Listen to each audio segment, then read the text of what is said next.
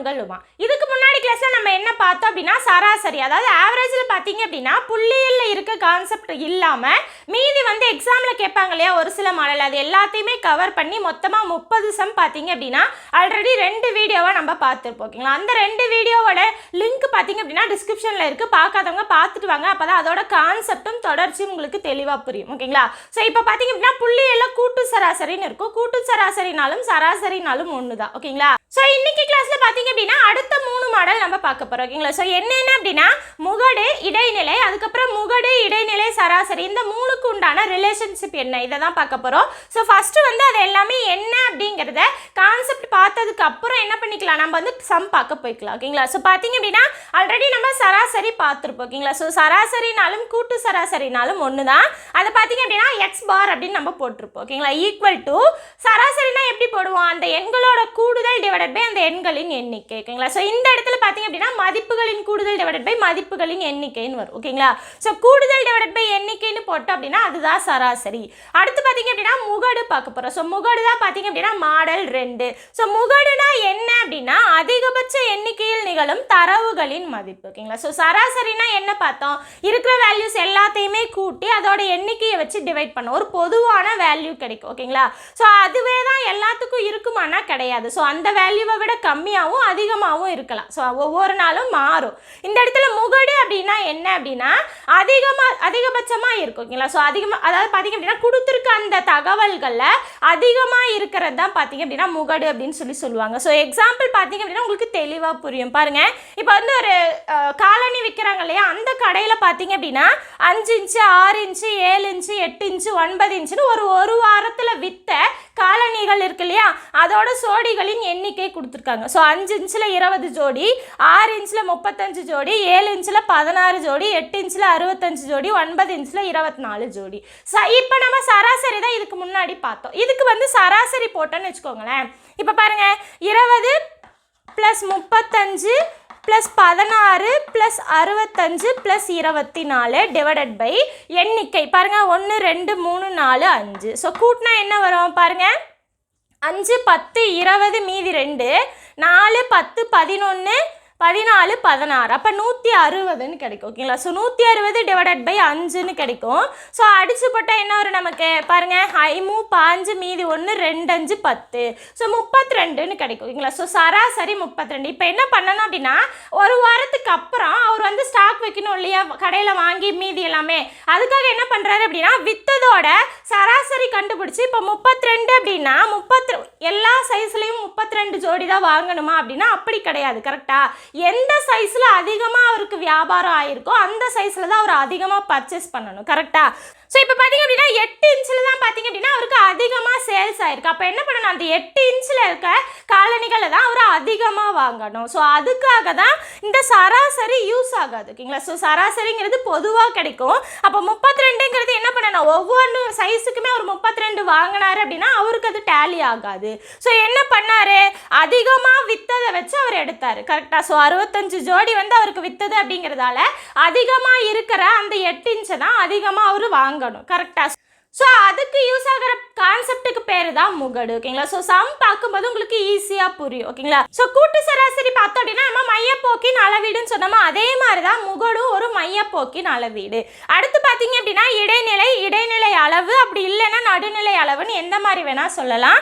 அதுக்கு இங்கிலீஷில் பார்த்தீங்க அப்படின்னா மீடியன் அப்படின்னு பேர். ஓகேங்களா, ஸோ இடைநிலை அப்படின்னா என்ன அப்படின்னா சென்ட்ரு இதை எடுப்போம். ஓகேங்களா, ஸோ இடையில இருக்க அந்த வேல்யூஸை எடுப்போம். ஸோ பார்த்தீங்க அப்படின்னா அதை எப்படி எழுதுவோம் அப்படின்னா தரவுகளை ஏறு வரிசையிலோ அல்லது இறங்கு வரிசையிலோ அமைக்க வேண்டுமோ. ஸோ ஒரு தொடர் மாதிரி தரவுகளை கொடுத்துருவாங்க, அதை என்ன பண்ணணும் அப்படின்னா நம்பர்ஸை ஏறு வரிசையில் எழுதலாம், அப்படி இல்லைன்னா இறங்கு வரிசையில் எழுதலாம், எப்படி வேணால் எழுதலாம்.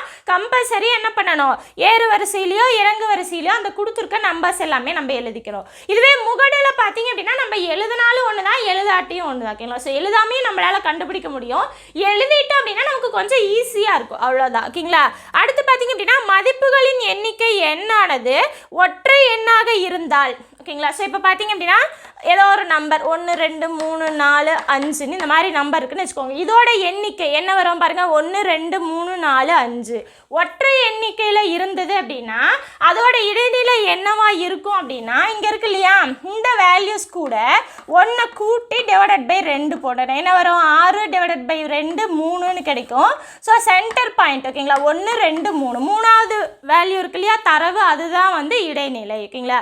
இதுவே வந்து அந்த இது எண்ணிக்கை வந்து இரட்டைப்படையாக இருந்தது அப்படின்னா என்ன பண்ணணும் அப்படின்னா n/2 அதுக்கப்புறம் n/2 + 1. என்ன 6 6/2 3 3 + 1 4. அப்போ மூணாவது நாலாவது இந்த ரெண்டு உறுப்புக்கும் சராசரி கண்டுபிடிச்சோம் அப்படின்னா அதுதான் இடைநிலை ஓகேங்களா. ஸோ நீங்கள் இந்த மாதிரி ஃபார்முலா ஞாபகம் வச்சுக்கணுங்கிறதே கிடையாது. எப்படி ஈஸியாக நம்ம சம் போடலாம் அப்படிங்கிறத நான் சம் போடும்போது சொல்லித்தரேன் ஓகேங்களா. ஸோ இப்போ பார்த்தீங்க அப்படின்னா சராசரி முகடு இந்த ரெண்டுமே யூஸ் ஆகாத பட்சத்தில் நம்ம வந்து இடைநிலை எடுப்போம் ஓகேங்களா. ஒரு ஸ்கூலில் ஸ்போர்ட்ஸில் இருக்க ஒரு 9 மாணவர்களுக்கு பார்த்தீங்க அப்படின்னா அந்த ஸ்கூலோட ஓல்டு ஸ்டூடெண்டான ஒரு பொண்ணு வந்து பார்த்தீங்க அப்படின்னா நிதியுதவி பண்ணலாம் அப்படின்னு யோசிக்கிறாங்க ஓகேங்களா. ஸோ அந்த எப்படி பண்ணலாம் அப்படின்னா அந்த ஸ்டூடெண்ட்ஸ் 9 பேர் இருக்காங்க இல்லையா, அந்த 9 பேரோட குடும்ப வருமானத்தை பொறுத்து நிதியுதவி பண்ணலாம் அப்படின்னு யோசிக்கிறாங்க ஓகேங்களா. ஸோ பார்த்தீங்க அப்படின்னா அந்த 9 பேரோட குடும்ப வருமானம் இந்த மாதிரி இருக்கும். ஸோ பாருங்க 3000 3200 3200 3200 4000 4100 4100 4500 5000 இந்த மாதிரி இருக்கும் ஓகேங்களா. ஸோ இந்த இடத்துல எது யூஸ் ஆகுதுன்னு பாருங்க ஓகேங்களா.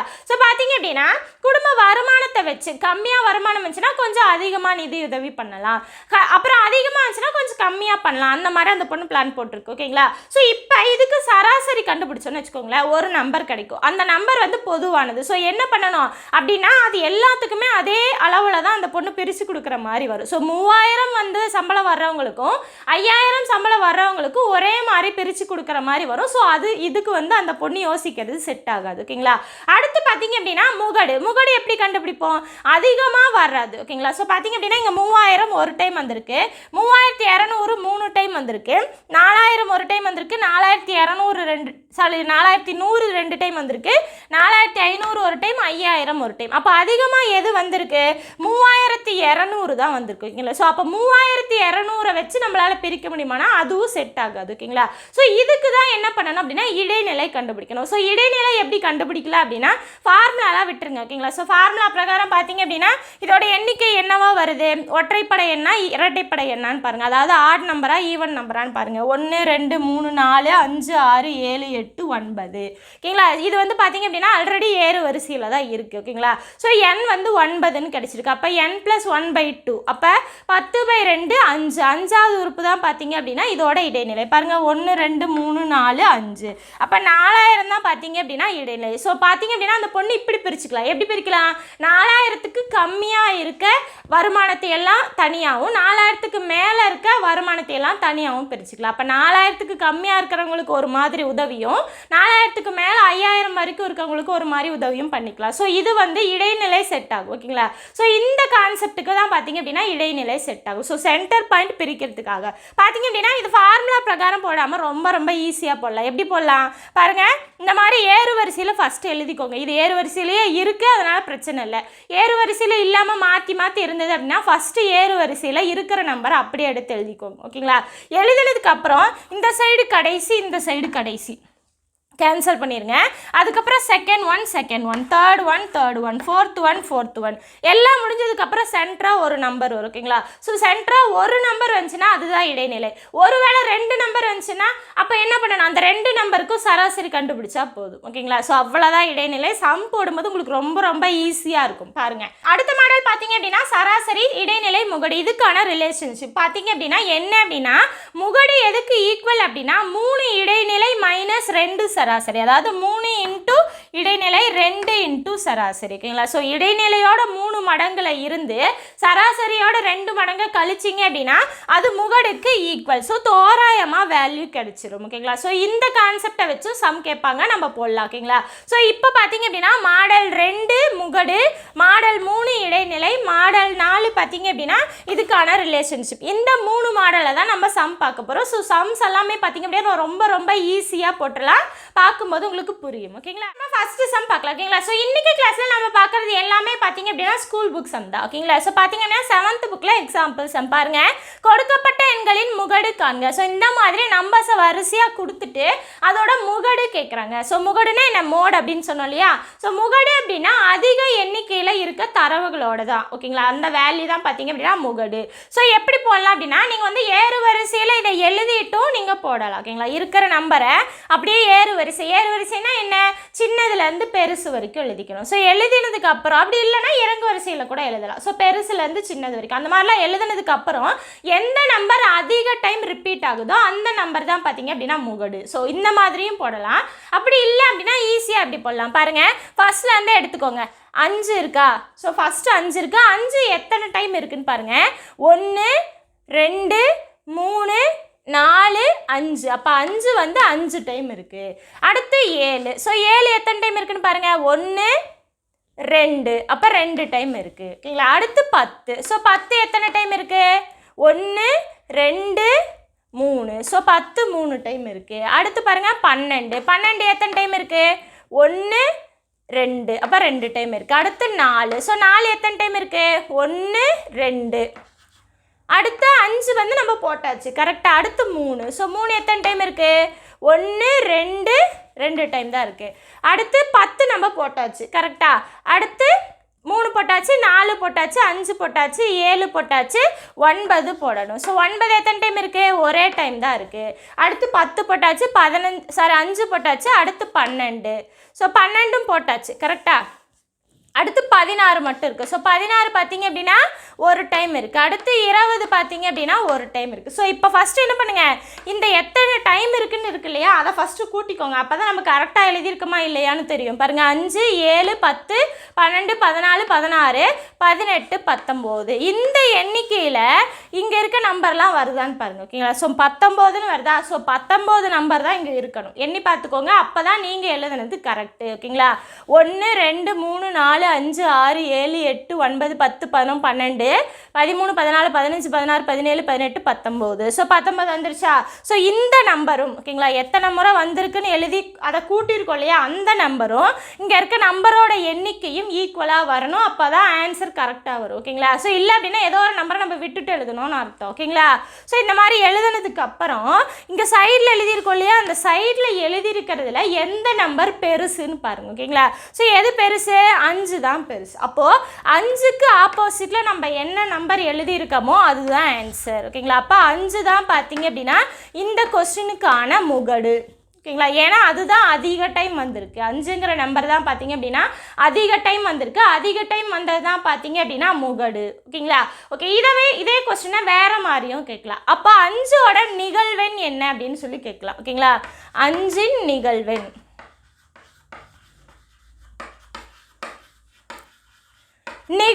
அப்படின்னா அந்த நம்பர் எத்தனை டைம் வந்திருக்கு அதுதான் கொஸ்டின் ஓகேங்களா. ஸோ 5ஓட நிகழ்வெண் அப்படின்னா இதுதான்.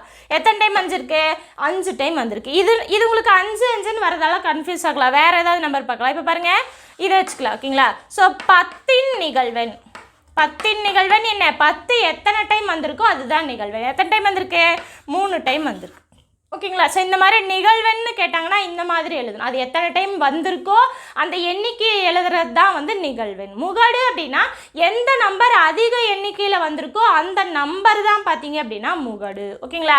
ஸோ அடுத்த கொஸ்டின் பார்க்கலாம். ஒவ்வொரு கொஸ்டினாக பார்க்கும்போது உங்களுக்கு இன்னுமே தெளிவாக புரியும் ஓகேங்களா. ஸோ இந்த மாதிரி போட்டிங்க அப்படின்னா உங்களுக்கு ரொம்ப ஈஸியாக இருக்கும். ஏறு வரிசையில் எழுதணும்னா நம்ம ஃபுல்லாக எடுத்து எழுதிட்டு இருக்கணும் ஓகேங்களா. ஸோ அடுத்து பார்க்கலாமா, பாருங்கள். எக்ஸாம்பிள் 5.6. ஒரு தேர்வில் ஒரு வகுப்பில் உள்ள 11 மாணவர்கள் பெற்ற மதிப்பெண்கள் கீழே கொடுக்கப்பட்டுள்ளன. அந்த மதிப்பெண்கள் எல்லாமே இருக்குது ஓகேங்களா.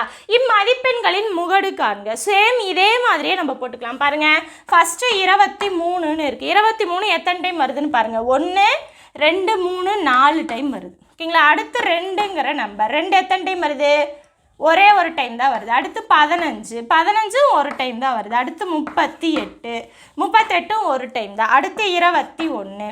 ஸோ 21 ஒரு டைம். அடுத்து 19 ஒரு டைம். அடுத்து 23 எழுதியாச்சு. அடுத்து 26 26 ஒரு டைம். அடுத்து 34 ஒரு டைம். ஓகேங்களா? ஸோ அடுத்து அவ்வளோதான், எழுதியாச்சு இல்லையா எல்லாமே. இப்போ வந்து இது டோட்டல் பண்ணுங்கள். 4 5 6 7 8 9 10 11. ஸோ இங்கே கொடுத்துருக்கிறதும் 11 மாணவர்களோடது தான். பாருங்கள், 1 2 3 4 5 6 7 8 9 10 11. ஸோ எழுதியாச்சா? கரெக்டாக வந்துருச்சா? ஓகே. இப்போ இந்த வேல்யூஸில் எது அதிகமாக இருக்குது? 4ங்கிற நம்பர் தான் அதிகமாக இருக்குது. அப்போ அதுக்கு ஆப்போசிட்டாக இருக்கிறது தான் முகடு. ஸோ முகடு பார்த்தீங்க அப்படின்னா 23. ஸோ எந்த நம்பர் அதிக டைம் ரிப்பீட் ஆகுதோ அதுதான் முகடு. ஓகேங்களா? எந்த சம்மி எந்த மாதிரி கேட்டாலும் ஓகே, அதுக்கு என்ன ஆன்சர் அப்படின்னா எந்த நம்பர் அதிக டைம் ரிப்பீட் ஆகிருக்கோ, ஓகேங்களா, அதிக டைம் வருதோ அதுதான் ஆன்சர். புரியுதுங்களா? கொஸ்டின் பார்க்கலாம் பாருங்க. பின்வரும் தரவுகளின் முகடு காண்க. ஓகேங்களா? ஸோ இந்த மாதிரி நம்பர் கொடுத்துட்டு முகடு கேட்டிருக்காங்க. நம்ம என்ன பண்ணணும்? முகடுனா அதிக டைம் வந்திருக்க நம்பர் தான் முகடு. இந்த இடத்துல பார்த்தீங்க அப்படின்னா 123 132 145 176 180 120 எதுவுமே வந்து ஒரே ஒரு டைம் தான் வந்திருக்கு, எதுவுமே ரிப்பீட் ஆகல. ஓகேங்களா? ஸோ அதிக டைம் வரல, எல்லாமே ஒரே ஒரு டைம் தான் வந்திருக்கு. இந்த மாதிரி வந்துச்சு அப்படின்னா அந்த சம்முக்கு முகடே இல்லை. ஓகேங்களா? ஸோ ஏதோ ஒரு நம்பர் அதிகமாக வந்துருதானா அதுதான் முகடு. இந்த இடத்துல எதுவுமே வரல, எல்லாமே ஒரு டைம் தான் வந்திருக்கு அப்படின்னா அந்த சம்முக்கு முகடு இல்லைன்னு அர்த்தம். ஓகேங்களா? அடுத்த கொஸ்டின் பார்க்கலாம் பாருங்கள். பின்வரும் தரவுகளின் முகடை காண்க. ஸோ இந்த மாதிரி பெரிய நம்பராக, ஓகேங்களா, நிறைய கொடுத்துட்டாங்க அப்படின்னா எப்படி போடலாம்? சேம் அதே மாதிரி தான். ஓகேங்களா? ஸோ பாருங்கள், நீங்கள் வந்து இதை வந்து ஏறுவரிசையில் எழுதினாலும் எழுதலாம், அப்படி இல்லைன்னா நம்ம போட்ட மாடலே யூஸ் பண்ணிக்கலாம். பாருங்கள் 14. ஸோ 14 எத்தனை டைம் வருதுன்னு பாருங்கள். 1 2 3 4 5. ஓகேங்களா? ஸோ 5 டைம் வருது. அடுத்து 15 எத்தனை டைம் வருது? 1 2 3 4 5 6 7 8 9 டைம் வந்திருக்கு. அடுத்து 12. ஸோ 12 எத்தனை டைம் வந்திருக்கு? 1 2 3 4. ஸோ 4 டைம் வந்திருக்கு. அடுத்து 14. ஸோ 14 போட்டாச்சு. அடுத்து 16 பார்த்தீங்கன்னா 1 2 3 4 5 6. ஸோ 6 டைம் வந்திருக்கு. ஓகேங்களா? அடுத்து எந்த நம்பர் பாருங்கள்? 15 போட்டாச்சு. 17. ஸோ 17 எத்தனை டைம் வந்திருக்குன்னு பாருங்கள். 1 2 டைம் வந்திருக்கு. ஓகேங்களா? அடுத்த நம்பர் என்ன? 17க்கு அப்புறம் 13. ஸோ 13 பார்த்தீங்கன்னா எத்தனை டைம் வருதுன்னு பார்க்கலாம். பாருங்கள், 1 2 3 4. ஸோ 4 டைம் வந்திருக்கு. அடுத்து 16 போட்டாச்சு. ஓகேங்களா? 15 போட்டாச்சு, 12 போட்டாச்சு, 16 15 13 14 15. ஸோ இது எல்லாமே போட்டாச்சு. எது போடல? 18 போடலை. ஸோ 18 பார்த்தீங்கன்னா எத்தனை டைம் வந்திருக்கு? ஒரு டைம் தான் வந்திருக்கு. அடுத்து 19 பார்த்தீங்க அப்படின்னா அதுவும் ஒரு டைம் தான் வந்திருக்கு. 12 14 15 16 இது எல்லாமே போட்டாச்சு. ஓகேங்களா? ஸோ இப்போ கவுண்டிங் பண்ணுங்கள். ஓகேங்களா? ஸோ ஃபஸ்ட்டு இதை கூட்டிட்டு அதுக்கப்புறம் கவுண்ட் பண்ணலாம். பாருங்கள், 5 14 18 24 26 26 30 32. ஸோ 32 நம்பர் இருக்குது. இந்த இடத்துல நமக்கு 32 நம்பர் வரணும். பாருங்கள், 1 2 3 4 5 6 7 8 9 10 11 12 13 14 15 16 17 18 19 20 21 22 23 24 25 26 27 28 29 30 31 32. ஸோ கரெக்டாக வருதா? கண்டிப்பாக இதை செக் பண்ணிக்கோங்க. ஏதோ ஒரு இடத்துல நம்ம மிஸ் பண்ணியிருக்கலாம். ஓகேங்களா? அதனால் என்ன பண்ணிக்கிறோம்? இந்த மாதிரி போட்டதுக்கப்புறம் இதோட டோட்டலும் இங்கே இருக்க நம்பரோட கவுண்டிங்கும் ஈக்குவலாக வருதா அப்படிங்கிறத கம்பல்சரியாக செக் பண்ணிக்கணும். ஓகேங்களா? அடுத்து ஓகேங்களா, இப்போ போட்டாச்சு 32. ஸோ எல்லாமே ஈக்குவல். இப்போ முகடு அப்படின்னா என்ன? அதிக எண்ணிக்கையில் வர்றது. அதாவது இந்த இடத்துல நம்ம எழுதியிருக்கோம் இல்லையா, அதில் அதிகமாக எது வருதுன்னு பாருங்கள். 9 தான் அதிகம். அதுக்கு ஆப்போசிட்டாக என்ன நம்பர் இருக்குது? 15. அப்போ இந்த கொஸ்டினுக்கான ஆன்சர் பார்த்தீங்க அப்படின்னா 15. ஸோ 15ங்கிற நம்பர் தான் அதிக டைம் வந்திருக்கு. அப்போ அதுதான் முகடு. ஓகேங்களா? ஸோ அடுத்த சம் பார்க்கலாமா? பாருங்கள், அடுத்த கொஸ்டின் பார்த்தீங்க அப்படின்னா இடைநிலை. ஸோ பாருங்கள், எக்ஸாம்பிள் 5.10 பின்வரும் கோல்ஃப் விளையாட்டின் புள்ளிகளின் இடைநிலை அளவை கண்டறியவும். ஓகேங்களா? ஸோ முகடில் பார்த்தீங்க அப்படின்னா நீங்கள் ஏறு வரிசையிலையோ இறங்கு வரிசையிலையோ எழுதணுங்கிற அவசியமே கிடையாது. ஓகேங்களா? நீங்கள் அந்த மாதிரி எழுதினாலும் தப்பு கிடையாது, எழுதலைனாலும் தப்பு கிடையாது. ஓகேங்களா? இந்த மாதிரி எடுத்து எழுதி எது அதிகமாக வருதுன்னு கண்டுபிடிச்சா போதும். ஆனால் இடைநிலையில் பார்த்தீங்க அப்படின்னா கம்பல்சரியாக ஒன்று ஏறு வரிசையிலையோ இல்லைனா இறங்கு வரிசையிலையோ கம்பல்சரியாக எழுதி தான் ஆகணும். ஓகேங்களா? ஸோ எழுதுனாதான் ஆன்சர் நமக்கு கரெக்டாக வரும். பாருங்கள், ஏறு வரிசையில் எழுதிக்கலாம். ஓகேங்களா? ஸோ ஏறு வரிசை அப்படின்னா என்ன சின்னதுலேருந்து பெருசு போகணும். நீங்கள் மாற்றி கூட எடுத்துக்கலாம். இறங்கு வரிசை பெருசுலேருந்து சின்னதும் நீங்கள் எடுத்துக்கலாம். ஓகேங்களா?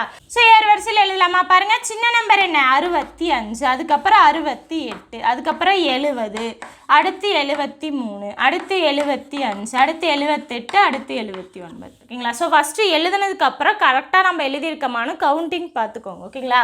2 4 6 7, 2 4 6 7. ஸோ கவுண்டிங் கரெக்டாக வருதா? இப்போ நம்ம எழுதுனது கரெக்ட். ஓகேங்களா? ஸோ இப்போ என்ன பண்ணணும், ஏறு வரிசையில் கரெக்டாக எழுதுனதுக்கு அப்புறம் இடைநிலை அப்படின்னா ஈஸியாக அப்படி போடலாம். பாருங்கள், இந்த கடைசி அந்த கடைசி அடிச்சு விட்டுருங்க. அடுத்த நம்பர் அடுத்த நம்பர் அடுத்த நம்பர் அடுத்த நம்பர். ஸோ இந்த இடத்துல இந்த சைடு லெஃப்ட் சைட்லேருந்து போகணும், அடுத்து அதில் ரைட் சைட்லேருந்து வரணும். ஓகேங்களா? ஸோ இங்கே ஒன்று அடித்து அங்கே ஒன்று அடிச்சிருங்க. அப்படியே அடிச்சுட்டே வந்தீங்க அப்படின்னா சென்டராக ஒரு நம்பர் வந்துச்சு அப்படின்னா அதுதான் இடைநிலை. ஸோ இந்த கொஸ்டினுக்கு இடைநிலை என்ன? 73. ஸோ அவ்வளோதான் ஆன்சர். ஓகேங்களா? ஸோ சென்டராக 2 நம்பர் வந்தால் என்ன பண்ணலாம் அப்படிங்கிறத அடுத்த சம்மில் பார்க்கலாம். ஓகேங்களா? இப்போ நம்ம அடுத்த கொஸ்டின் பார்க்கலாம். பாருங்க, 10 மாணவர்களின் எடைகள் பின்வருமாறு கொடுக்கப்பட்டுள்ளன. ஓகேங்களா? ஸோ கிலோகிராமில் கொடுத்துருக்காங்க. ஸோ 10 மாணவர்களோட எடை கொடுத்துருக்காங்க. என்ன கேட்குறாங்க அப்படின்னா அவர்களுடைய எடையின் இடைநிலை அளவை கண்டறியவும். ஓகேங்களா? ஸோ இடைநிலை கேட்குறாங்க. என்ன பண்ணணும், ஃபஸ்ட்டு இடைநிலை அப்படின்னு கொடுத்துட்டாலே கொடுத்துருக்க நம்பர்ஸ் அப்படியே நம்ம என்ன பண்ணிக்கணும், ஏறு வரிசையிலையோ அப்படி இல்லைன்னா இறங்கு வரிசையிலையோ எழுதிக்கணும். ஃபஸ்ட்டு கண்டிஷனே அதுதான். ஓகேங்களா? ஸோ எழுதலாமா? பாருங்கள், இதில் சின்ன நம்பர் எதுன்னு பாருங்கள், 20 தான் சின்ன நம்பர். ஓகேங்களா? ஸோ 20, அதுக்கப்புறம் 24, அதுக்கப்புறம் 25, அப்புறம் என்ன இருக்குது 29, 32, 35, 38, 40, 42. ஸோ 10 மாணவர்களோடது 10 இருக்கான்னு பார்த்துக்கோங்க. 2 4 6 8 9. ஓகேங்களா? இன்னும் 45 இருக்குது. ஓகேங்களா? ஸோ 10 வந்துச்சு. ஓகேங்களா? ஸோ எழுதுனதுக்கப்புறம் கம்பல்சரியாக எண்ணிக்கை கரெக்டாக டேலி ஆகுதான்னு பார்த்துக்கோங்க. இங்கே 10 இருக்குன்னா இங்கேயும் 10 தான் வரணும். பாருங்கள், 2 4 6 8 10. ஓகேங்களா? ஸோ இப்போ என்ன பண்ணணும், இங்கே கடைசினா இங்கே கடைசி, அடுத்து இங்கே கடைசினா இங்கே கடைசி. ஸோ அடுத்து இந்த இது ஸோ இது அடிச்சிட்டோன்னா ஒன்றுமே இருக்காது. கரெக்டாக? ஸோ இந்த மாதிரி கடைசியாக 2 நம்பர் வந்துருச்சு அப்படின்னா ஓகேங்களா? ஸோ 2யுமே அடிச்சுட்டு விடக்கூடாது. என்ன பண்ணணும், இந்த 2யும் எடுத்துக்கணும். இந்த 2ஓட சராசரி கண்டுபிடிச்சோம் அப்படின்னா அதுதான் ஆன்சர். ஸோ சராசரி எப்படி கண்டுபிடிப்போம், 2 நம்பருக்கு தான் கண்டுபிடிக்க போகிறோம். அந்த 2 நம்பரையும் கூட்டி எண்ணிக்கை என்ன 2, அவ்வளோதான். இதுதான் அந்த ஆன்சர். பாருங்கள், 32 + 35 67 / 2. 2ஆல் அடிச்சு அப்படின்னா 3 2 6 3 2 6 5. அப்போ 33.5 தான் பார்த்தீங்க அப்படின்னா இந்த கொஸ்டினுக்கான ஆன்சர். சென்டராக ஒரு நம்பர் மட்டும் வந்துருச்சு அப்படின்னா அந்த நம்பரே தான் இடைநிலை. சென்டராக 2 நம்பர் இருந்துச்சுன்னா அந்த 2ஐயும் அடிச்சுட்டு இடைநிலை இல்லைன்னு எழுதக்கூடாது. என்ன பண்ணணும், இந்த இடத்துல சென்டராக 2 நம்பருக்கும் சராசரி கண்டுபிடிச்சோம் அப்படின்னா அதுதான் ஆன்சர். புரியுதுங்களா? இப்போ நம்ம அடுத்த கொஸ்டின் பார்க்கலாம். பாருங்க, பின்வரும் தரவுகளின் நடுநிலை அளவை கண்டறியவும். ஸோ நடுநிலை அளவுன்னு கொடுத்தாலும் சரி, இடைநிலை அளவு, இடைநிலை, இந்த மாதிரி எந்த மாதிரி கொடுத்தாலும் எல்லாமே ஒன்று தான். ஓகேங்களா? ஸோ நடுநிலை அளவுனா என்ன, ஃபஸ்ட்டு என்ன பண்ணிக்கணும், ஃபஸ்ட்டு ஏறு வரிசையில் எழுதிக்கணும். பாருங்கள், 5 7 10 12 14 19 23 26. ஸோ எல்லா நம்பர் இருக்கான்னு பார்த்துக்கோங்க. 2 4 6 8 2 4 6 8. ஓகேங்களா? ஸோ ஃபஸ்ட்டு ஒன் இந்த கடைசி ஒன், அடுத்து இதுக்கு இது. இப்போ என்ன பண்ணணும், இந்த 2 இடம் கிடைக்கிது. கரெக்டாக 2ஐயும் அடிச்சு விடக்கூடாது. கடைசியாக 2 மட்டும் கிடைக்குதுன்னா என்ன பண்ணணும், அதோட சராசரி கண்டுபிடிக்கணும். பாருங்கள், 12 + 14 / 2. சராசரினா அந்த 2 நம்பரையும் கூட்டி 2ஆல் டிவைட் பண்ணணும். பாருங்கள், என்னாகும், 26 / 2 = 13. ஓகேங்களா? ஸோ சராசரினா எப்படி போடுவோம், அந்த நம்பரோட கூடுதல் மேலே அந்த எண்ணிக்கை கீழே. ஸோ 2 நம்பரோட கூடுதல் மேலே 2 நம்பருக்கு தான் கண்டுபிடிக்கிறோம், அதனால் 2 கீழே. ஓகேங்களா? ஸோ இந்த கொஸ்டினுக்கான ஆன்சர் 13. ஸோ நல்லா ஞாபகம் வச்சுக்கோங்க, சென்டராக ஒரு நம்பர் மட்டும் வந்துச்சு அப்படின்னா அதுதான் இடைநிலை. 2 நம்பர் வந்துச்சுன்னா அதோட சராசரி தான் இடைநிலை. புரியுதுங்களா? சம் பார்க்கலாம். பாருங்க, இந்த 2 சம்மும் பார்த்தீங்க அப்படின்னா பயிற்சி சம். ஓகேங்களா? ஸோ பார்த்தீங்க அப்படின்னா பயிற்சி 5.3. கொஸ்டின் பார்க்கலாம். பாருங்க, 36 33 45 28 39 45 54 23 56 25 ஆகிய 10 மதிப்பெண்களின் இடைநிலை அளவை கண்டறியவும். மேற்கண்ட தரவுகளில் மற்றொரு மதிப்பு 35 சேர்க்கப்பட்டால் புதிய இடைநிலை என்னவாக இருக்கும்? ஃபர்ஸ்ட் என்ன பண்ணணும், இந்த 10 மதிப்பு இருக்கு இல்லையா, இதுக்கான இடைநிலை கண்டுபிடிக்கணும். ஓகேங்களா? அதுக்கப்புறம் இந்த 35 35 அது கூட சேர்த்திட்டு மறுபடியும் புதுசாக ஒரு இடைநிலை கண்டுபிடிக்கணும். பாருங்கள், ஃபஸ்ட்டு என்ன பண்ணணும், இருக்கிறத அப்படியே ஏறு வரிசையில் எடுத்து எழுதணும். பாருங்கள், எழுதலாமா? ஃபஸ்ட்டு சின்ன நம்பர் என்ன, 23, அடுத்த நம்பர் 25, அடுத்து 28, அடுத்து 33, 36, 39, 45, 45, 54. ஸோ 10 நம்பர் வருதான்னு பாருங்கள். 2, 4, 6, 8, 9, இன்னொரு நம்பர் 56. ஸோ 10 நம்பர் வந்துருச்சு. கரெக்டாக? ஸோ 10 நம்பர் இருக்குது. 10 நம்பரையும் நம்ம ஏறு வரிசையில் எழுதிட்டோம். எப்படி இடைநிலை கண்டுபிடிப்போம்? இந்த கடைசி, இந்த கடைசி, அடுத்து இது, இது, அடுத்து இது, இது, அடுத்து இது, இது. ஓகேங்களா? ஸோ சென்ட்ரான் 2 நம்பர் வந்திருக்கு. ஸோ 2 நம்பர் வந்துச்சுன்னா எப்படி கண்டுபிடிக்கணும்? அந்த 2 நம்பரையும் கூட்டி, ஓகேங்களா, 2ஆல் டிவைட் பண்ணணும். ஸோ சராசரி கண்டுபிடிச்சா கிடச்சிரும். பாருங்கள், 5 மீதி 1 7, 75/2. ஸோ இதை 2ஆல் அடித்தோம் அப்படின்னா 3 2 6, 7 2 14.5, 37.5 தான். பார்த்தீங்க அப்படின்னா கொடுத்துருக்க அந்த 10 மதிப்பெண்களுக்கான இடைநிலை. அடுத்து என்ன சொல்கிறாங்க, 35ங்கிற இன்னொரு நம்பரை இது கூட சேர்த்துறாங்க. ஓகேங்களா? ஸோ நம்ம ஏறு வரிசையில் எழுதியிருக்கோம் இல்லையா, அதில் 35 எந்த இடத்துல வருமோ அந்த இடத்துல அப்படியே ஸ்ட்ரைட்டாக ஜாயின் பண்ணிக்கலாம். ஓகேங்களா? ஸோ இந்த இடத்துல எழுதி மறுபடியும் ஜாயின் பண்ணுங்கிற அவசியம் கிடையாது. ஆல்ரெடி நம்ம ஏறு வரிசையில் எழுதுனதில் எந்த இடத்துல அந்த 35 வருமோ அதை ஜாயின் பண்ணிக்கலாம். பாருங்கள், 23, 25, 28, 33க்கும் 36க்கும் இடையில தான் வரும். கரெக்டாக? அப்போ 35. ஸோ 35 நம்ம சேர்த்தாச்சு. 36, 39, 45, 45, 54, 56. ஸோ என்ன பண்ணணும், இந்த கடைசி, இந்த கடைசி, அடுத்து இந்த கடைசி, இந்த கடைசி, அடுத்து இது, இது, இது, இது, இது, இது. ஓகேங்களா? இப்போ பார்த்தீங்க அப்படின்னா சென்டராக ஒரே நம்பர் தான் கிடச்சிருக்கு. ஏன்னா ஆல்ரெடி 10 இருக்குது, நம்ம இப்போ ஒன்று சேர்த்துருக்கோம், 11ன்னு ஆயிடுச்சு. ஓகேங்களா? ஸோ இந்த சைடு 5 போயிடும், அந்த சைடு 5 போயிடும். சென்டராக என்ன இருக்கும், ஒரு நம்பர் இருக்கும். அந்த ஒரு நம்பர் தான் பார்த்தீங்க அப்படின்னா இடைநிலை. ஸோ புதிய இடைநிலை பார்த்தீங்க அப்படின்னா 36. புரியுதுங்களா? இப்போ நம்ம அடுத்த கொஸ்டின் பார்க்கலாம். பாருங்க, A, 2A, 4A, 6A, 9Aவின் இடைநிலை 8 என்றால் ஏவின் மதிப்பு என்ன? ஸோ இடைநிலை அவங்களே கொடுத்துட்டாங்க. ஸோ எல்லா நம்பர்லையும் பார்த்தீங்க அப்படின்னா ஏங்கிற லெட்டரை சேர்த்துருக்காங்க. ஸோ பார்த்தீங்க அப்படின்னா இப்போ இதோட இடைநிலை கண்டுபிடிச்சோம் அப்படின்னா அது 8க்கு ஈக்குவல். அதை வச்சு நம்ம என்ன பண்ணிக்கலாம், ஏவோட வேல்யூ கண்டுபிடிச்சிக்கலாம். ஃபஸ்ட்டு கொடுத்துருக்கிறதுக்கு இடைநிலை வேணும். என்ன பண்ணணும், சின்னதுலேருந்து பெருசு. பாருங்கள், A, 2A, 4A, 6A, 9A அவங்களே ஏறு வரிசையில் தான் கொடுத்துருக்காங்க. ஸோ பிரச்சனையே இல்லை. பாருங்கள், இந்த ஃபஸ்ட்டுக்கு இந்த கடைசி, அடுத்து இது, இது என்ன இருக்குது, சென்ட்ரா 4Aன்னு இருக்குது. அப்போ இடைநிலை என்ன, 4A. ஸோ அவங்க கொடுத்துருக்க இடைநிலை என்ன, 8. அப்போ 4A 8க்கு ஈக்குவல். ஸோ ஏ என்னவா இருக்கும், இந்த 4 ஈக்குவேஷன் கிராஸ் பண்ணால் டிவைடட் பையில் வரும். அடித்தோம் அப்படின்னா 2ன்னு கிடைக்கும். ஸோ ஆன்சர் என்ன, ஏங்கிற வேல்யூ பார்த்தீங்க அப்படின்னா 2. புரியுதுங்களா? ஸோ இடைநிலை கொடுத்துட்டாங்க அப்படின்னா எப்படி நம்ம இடைநிலை கண்டுபிடிப்போமோ அந்த மாதிரி கண்டுபிடிச்சதுக்கப்புறம் அது வந்து கொடுத்துருக்க வேல்யூக்கு ஈக்குவல். அதை வச்சு என்ன வேல்யூ கேட்குறாங்களோ அதை கண்டுபிடிச்சிக்கலாம். புரியுதுங்களா?